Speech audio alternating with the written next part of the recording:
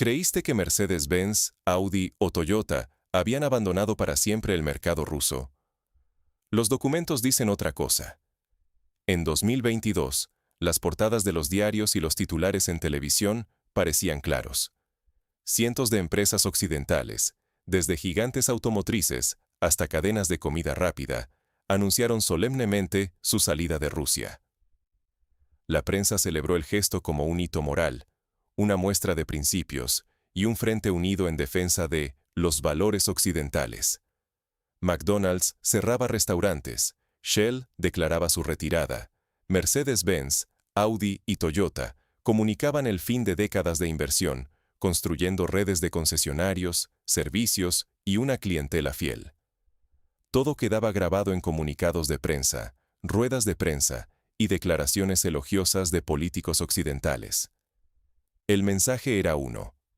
Occidente, unido, renunciaba al mercado ruso por convicción ética. Pero mientras toda la atención se centraba en esas declaraciones públicas, en otro lugar mucho menos mediático, ocurría algo muy diferente.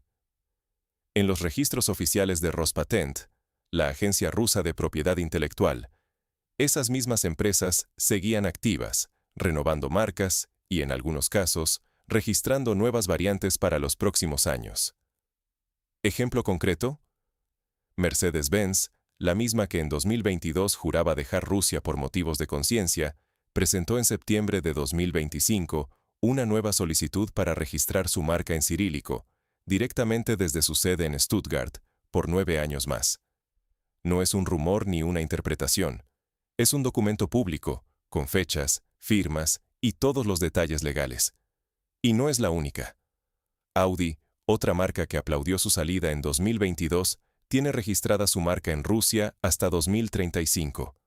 Incluso Toyota, que también prometió irse, continúa protegiendo legalmente su presencia. Entonces, ¿qué está pasando? ¿Realmente se fueron, o lo que vimos en 2022 fue solo un acto para las cámaras? Mientras el público debatía sobre principios y valores, y los medios occidentales aplaudían el éxodo, en los fríos archivos de Rospatent, los hechos contaban otra historia. La de grandes multinacionales que, lejos de abandonar, optaron por una pausa táctica, protegiendo sus intereses y preparándose para un posible regreso. Y es que a diferencia de los comunicados de prensa, los documentos legales no mienten, no edulcoran, no tienen doble intención, simplemente registran los hechos. Si aceptas la narrativa oficial sin mirar los documentos, corres el riesgo de malinterpretar cómo realmente funcionan los negocios internacionales. Puedes perder visión estratégica, anticipación, reputación y, sí, incluso dinero, si te dejas llevar solo por la retórica y no por las señales reales del mercado. Hoy vamos a analizar, paso a paso, cómo estos documentos exponen la brecha entre la narrativa y la realidad, y qué significa esto para el futuro del negocio occidental en Rusia. Prepárate para ver el otro lado de la historia.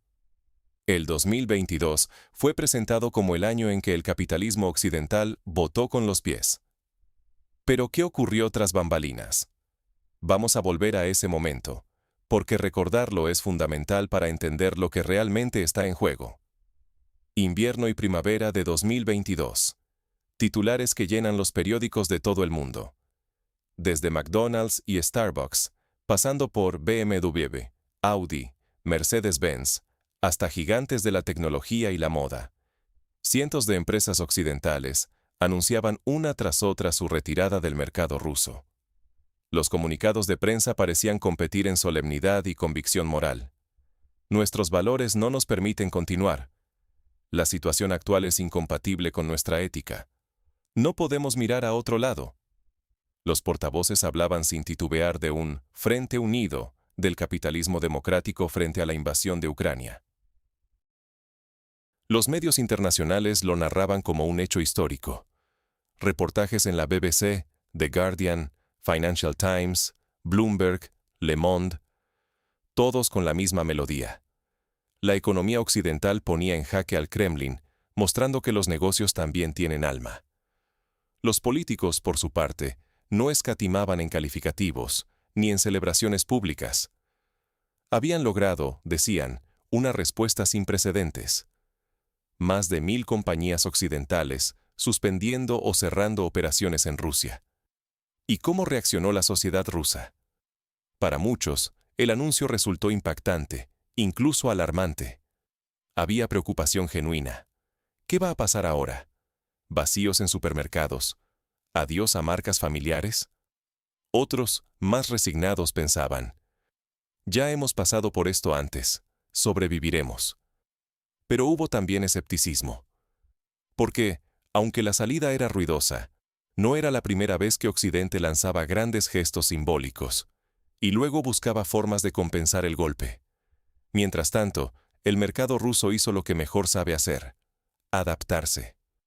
Donde se fueron los estadounidenses y europeos, entraron marcas chinas o empresas turcas. Surgieron las llamadas importaciones paralelas. Mercancía occidental que seguía entrando, solo que por rutas más largas y con otros intermediarios.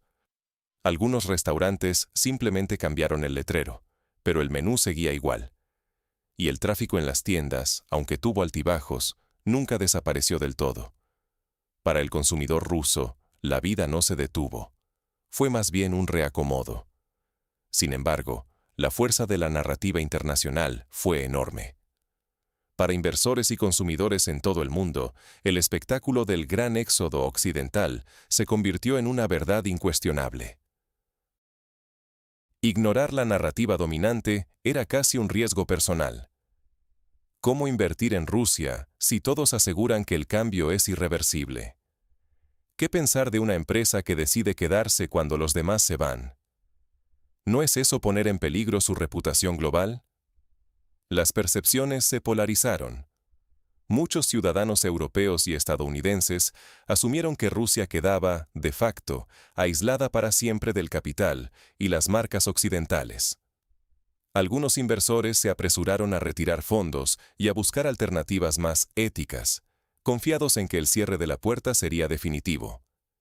Incluso muchas voces en Rusia, tanto del público como de los negocios, comenzaron a pensar que el regreso de estas empresas sería, en el mejor de los casos, un asunto de otra era.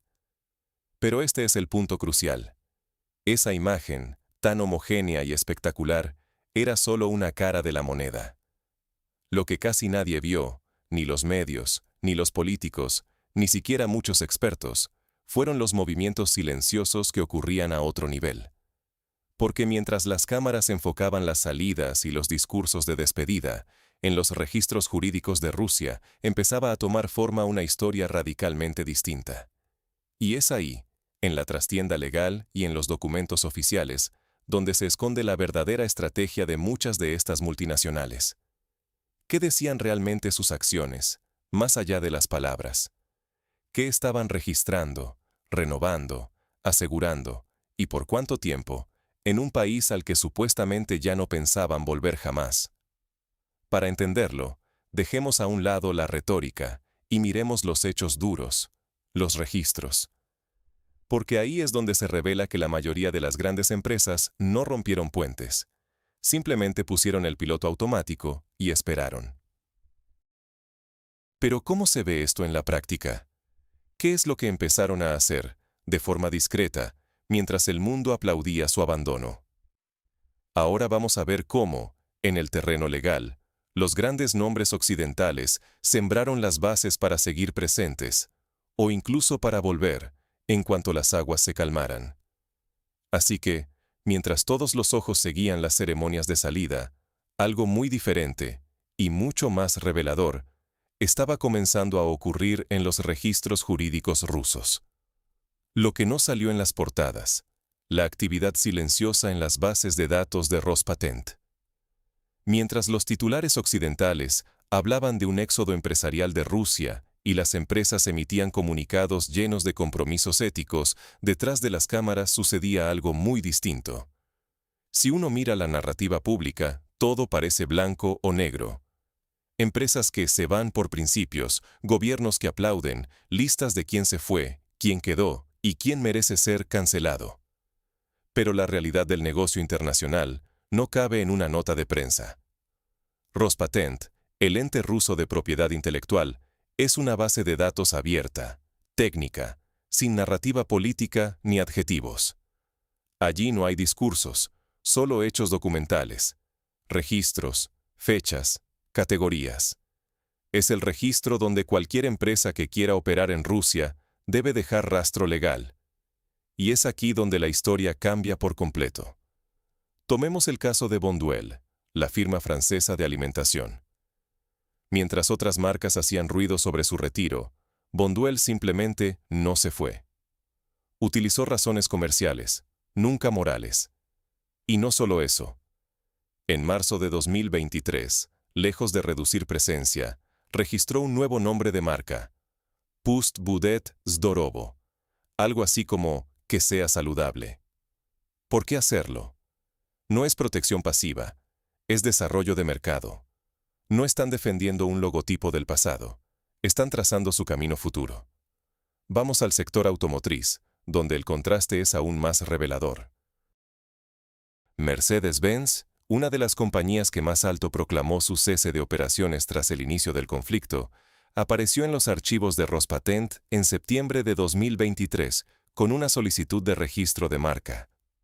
Pero no para impedir copias baratas, sino para tener derecho exclusivo a vender y dar servicio a vehículos, furgonetas, autobuses, autos deportivos, eléctricos y motocicletas, todos bajo la marca Mercedes-Benz, escrita en cirílico, el alfabeto ruso. Y no se trata de una protección temporal. Los derechos se extienden hasta 2033. Este tipo de registro no es un candado para evitar falsificaciones. Es una llave lista para abrir la puerta al ciclo completo de negocio. Importar, vender, reparar, ofrecer repuestos, atender al cliente ruso. Si el objetivo fuera protegerse de copias, bastaría un registro básico del nombre o logotipo. Pero aquí estamos ante una estrategia ofensiva que requiere inversión, tiempo y recursos legales. Y ojo, en Rusia, si no usas el signo registrado en 3 años, te pueden anular el derecho. No puedes registrar por registrar. Esto indica una intención real de volver al mercado, no solo de guardar sitio. Lo mismo ocurre con Audi y Toyota. Audi, parte del grupo Volkswagen, también anunció su retirada en 2022 y suspendió ventas directas, pero sus registros en Rospatent se renovaron hasta 2035. Toyota, que frenó operaciones en su planta de San Petersburgo y detuvo exportaciones, ha registrado la marca Corolla para el mercado ruso. Otro indicio claro de que la puerta nunca se cierra del todo. La diferencia entre proteger la marca y preparar operaciones es significativa. El primer caso es defensivo, que nadie use mi nombre. El segundo es ofensivo. Quiero operar, vender, atender, crecer. Mercedes, Audi, Toyota y Bonduelle han optado por la segunda vía. No estamos hablando de un movimiento anecdótico o de protección rutinaria. Son pasos que cuestan dinero, implican riesgos legales y requieren visión a largo plazo. No se toman por casualidad. Quizá lo más revelador es el silencio total de estas compañías sobre estos movimientos. Ningún comunicado de prensa, ninguna declaración en redes sociales, ni una palabra en informes anuales. Saben perfectamente que anunciarlo generaría una tormenta mediática y contradicción con sus posturas públicas. Por eso actúan donde casi nadie mira, en los registros técnicos, donde solo los especialistas y los rivales atentos revisan los movimientos que delatan la verdadera estrategia. ¿Cuál es el riesgo de no ver estas señales? Quedarse solo con la narrativa pública puede llevar a conclusiones estratégicas completamente erróneas.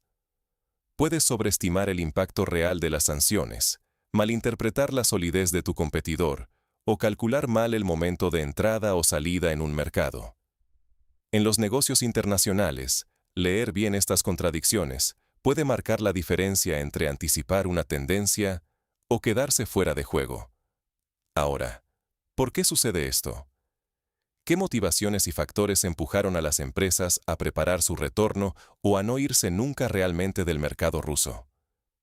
Los próximos años no traerán grandes comunicados, sino movimientos discretos con efectos profundos.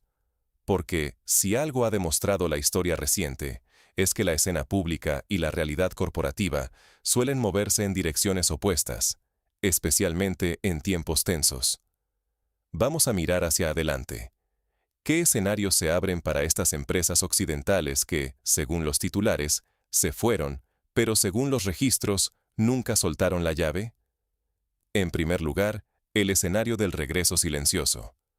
Lo hemos visto antes, y quien recuerde el final de los 90 lo sabe.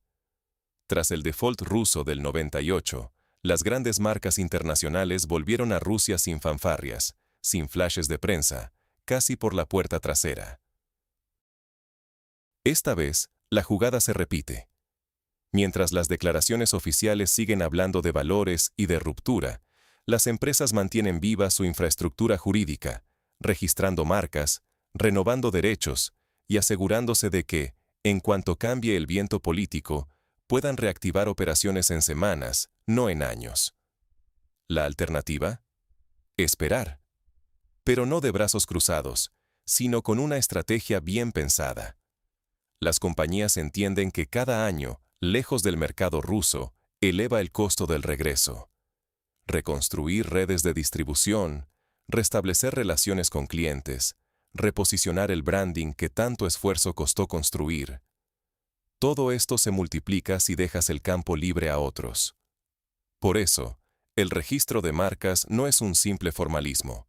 Es una inversión a futuro, una señal para quienes saben leerla de que la puerta no está cerrada, solo entornada. ¿Y qué factores empujaron a las empresas a actuar así? El primero es el cambio paulatino del contexto internacional. Si bien 2022 fue un año de ruptura, el clima político ya no es tan rígido. Señales discretas desde Washington, movimientos cautelosos en Europa y conversaciones tras bambalinas hacen pensar que la fase más dura del enfrentamiento puede tener fecha de caducidad.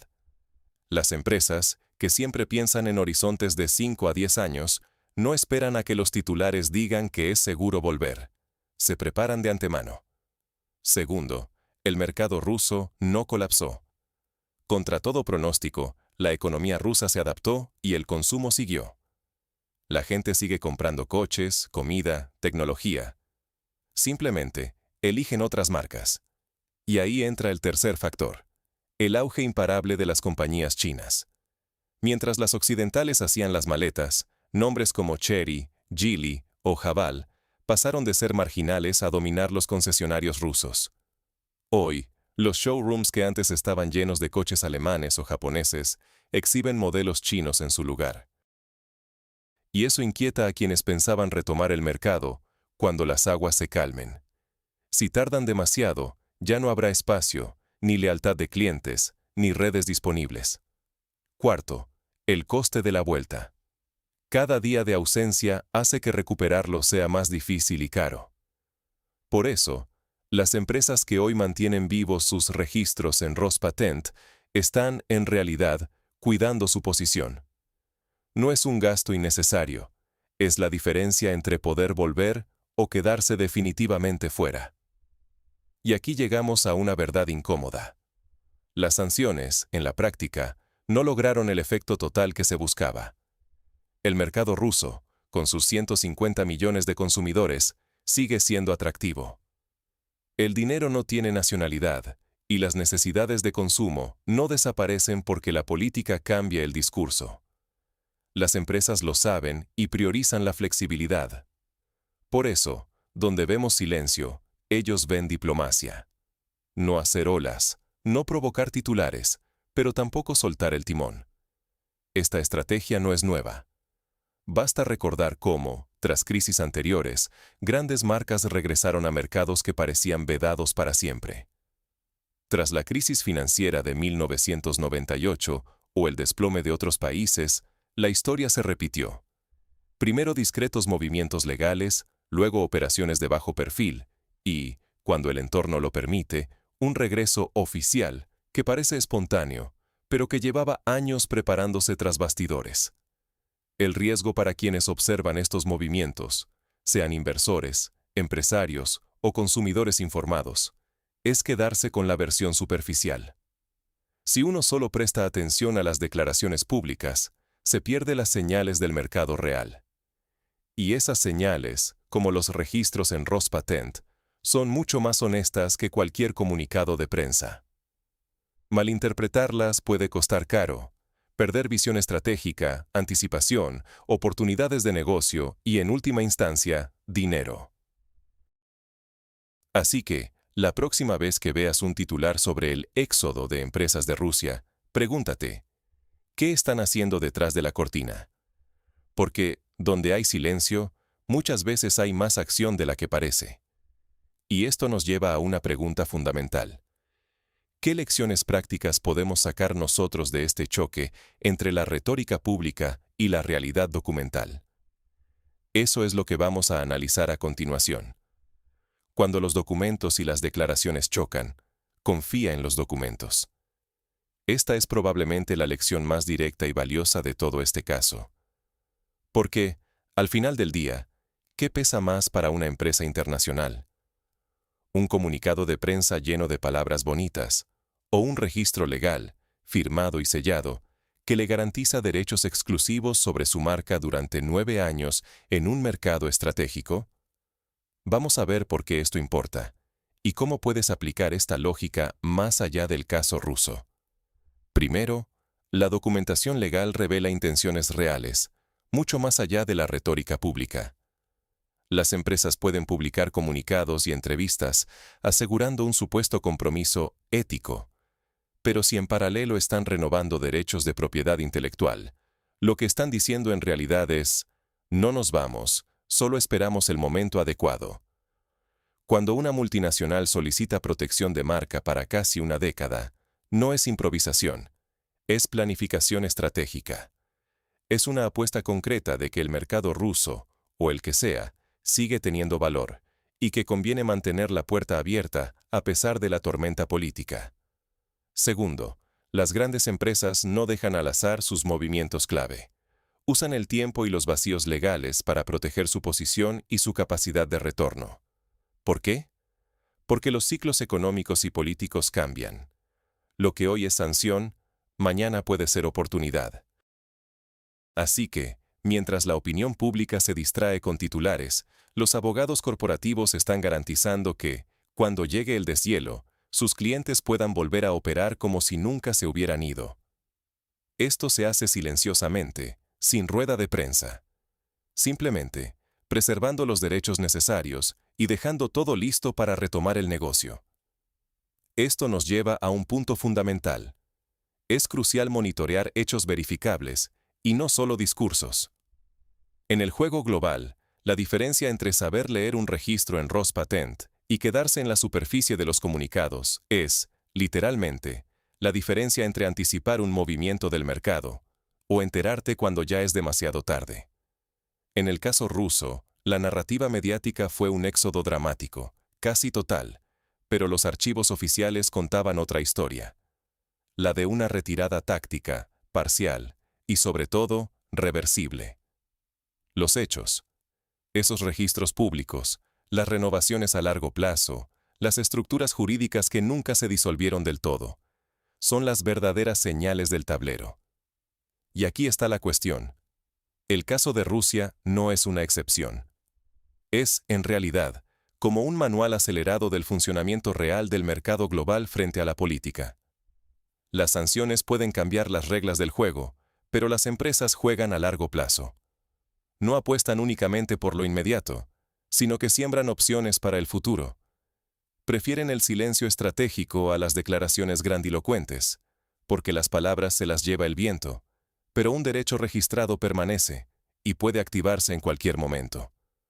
Por eso, cada vez que escuches que una empresa se va de un país, pregúntate, ¿qué dicen los documentos? ¿Qué hay en los registros de marcas, en los acuerdos de distribución, en los avisos legales? En la economía internacional, la letra pequeña y las acciones documentadas pesan más que cualquier discurso. Estudiar y analizar estos hechos te da una ventaja brutal. Puedes anticipar tendencias reales, distinguir entre gestos simbólicos y decisiones estructurales, y saber cuándo un mercado sigue siendo relevante para los jugadores globales, aunque lo nieguen públicamente. Al final, tu capacidad para entender estos mecanismos puede ser la diferencia entre invertir bien o quedarte atrapado en una narrativa equivocada. Puede marcar si reconoces a tiempo una oportunidad o si pierdes el tren porque creíste en los titulares y no en los archivos. No se trata solo de Rusia. Se trata de cómo operan las empresas en cualquier contexto donde la política y los intereses económicos chocan. Estar atento a estos detalles te permite moverte con más inteligencia y menos riesgo en un mundo donde la información superficial abunda, pero la información realmente útil está, casi siempre, en los documentos que poca gente lee. Así que aquí va el reto y la invitación. La próxima vez que veas un anuncio de retirada, un comunicado solemne o un despliegue mediático de valores, haz el ejercicio de buscar el respaldo legal y documental detrás. Pregúntate qué están haciendo realmente las empresas, más allá de lo que dicen. Porque ahí es donde está la verdad operativa, y donde puedes encontrar las señales que marcan el rumbo del mercado. Y con esa idea, cerramos esta sección con una pregunta para ti. ¿Cuántas oportunidades, cuántos riesgos podrías anticipar si comienzas a leer el mercado como lo hacen quienes realmente toman decisiones? No te vayas, porque en el siguiente bloque te propondré una forma concreta de poner en práctica este enfoque y cambiar tu manera de entender el mundo de los negocios. ¿Quién será el primer occidental en anunciar oficialmente su regreso? Y, sobre todo, ¿con qué excusa? Dirán que regresan por los consumidores rusos, por el cambio de clima político, o inventarán algún argumento en nombre de la paz y la estabilidad global. La respuesta está en el aire, pero algo sí queda claro cuando miramos los hechos duros. El teatro del éxodo fue solo eso, una puesta en escena para la prensa internacional, para los accionistas y para la opinión pública. Mientras tanto, detrás del telón, los abogados corporativos nunca dejaron de trabajar. Los registros en Rospatent son la prueba más fría y más honesta de que el negocio no se fue. Simplemente se puso en pausa, esperando el momento oportuno para volver a funcionar. Y aquí está el punto clave. Si te quedas solo con los discursos y los titulares, corres el riesgo de perder la visión estratégica. Los datos legales, los movimientos documentados, son los que de verdad marcan el ritmo de los negocios. Porque el mercado, a fin de cuentas, es más listo que la política, y siempre encuentra la forma de adaptarse. Los anuncios rimbombantes de retirada encendieron los flashes y los aplausos en Occidente, pero la vida real se siguió moviendo en los despachos de propiedad intelectual, en las oficinas de registro, en los acuerdos silenciosos con distribuidores y socios locales. Esto no quiere decir que las sanciones y la presión internacional no hayan tenido impacto. Claro que lo tuvieron. Algunas empresas sí enfrentaron obstáculos enormes, y el entorno se volvió mucho más complicado. Pero entre tener dificultades y tomar una decisión irreversible, hay un abismo. Los hechos legales, como la renovación o solicitud de marcas, son inversiones a futuro. Muestran intenciones más allá de la coyuntura y del discurso político. Imagina lo siguiente. En el momento en que se dé la mínima señal de deshielo diplomático, esos expedientes ya listos en Rospatent serán activados. Primero, con servicios técnicos. Nadie puede reprochar que se ofrezca mantenimiento o piezas para productos en uso. Luego, tímidamente, reanudando importaciones a través de terceros países, hasta que, finalmente, cuando el clima lo permita, el regreso será total. Y todo esto sin necesidad de una conferencia de prensa espectacular.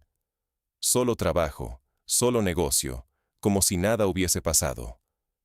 Por supuesto, existe también la posibilidad de que el clima político no mejore pronto, y que esas marcas sigan congeladas, sin actividad, pero listas para reactivarse en cuanto se abra una ventana. Desde fuera, parecería que no pasa nada, pero los registros muestran otra historia. Nadie invierte en mantener derechos comerciales si de verdad piensa irse para siempre. Aquí es donde lo que está en juego para ti, como espectador, es enorme. Si te dejas llevar por la narrativa oficial, por la fachada mediática, corres el riesgo de perder anticipación, reputación y hasta dinero. Las empresas que entienden esto, que leen los hechos y no solo los discursos, pueden adelantarse al mercado y aprovechar oportunidades antes que nadie. Por eso te invito a mirar siempre más allá del titular, a buscar esa capa de realidad que solo los documentos revelan. ¿Cuánto tiempo pasará hasta que el primer gigante occidental vuelva oficialmente? ¿Y con qué argumento nos convencerán de que nunca quisieron irse del todo? Yo tengo mis sospechas, pero quiero saber las tuyas. Déjamelo en los comentarios. ¿Qué marca crees que será la primera en volver? ¿Cuándo? ¿Y cómo lo justificarán? Va a ser interesante ver, dentro de 1 o 2 años, quién acertó. Si te interesa entender este otro lado de las historias, el que se confirma con papeles y no con discursos, suscríbete al canal. Aquí seguimos desarmando narrativas y buscando la verdad detrás del teatro. Porque al final, el negocio no entiende de aplausos, solo de oportunidades. Nos vemos en el próximo video, donde analizaremos el siguiente paso de este juego de ajedrez empresarial.